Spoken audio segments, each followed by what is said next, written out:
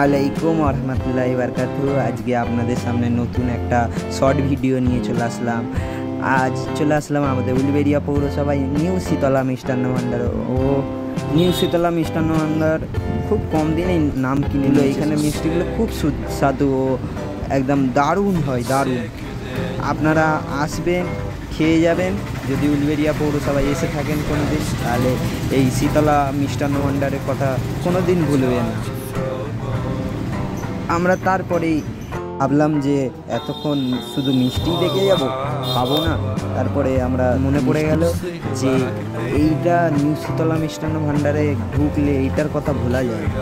আমি অনেক দিন আগে একবার খেয়েছিলাম, আজকেও আবার খেয়ে নিলাম।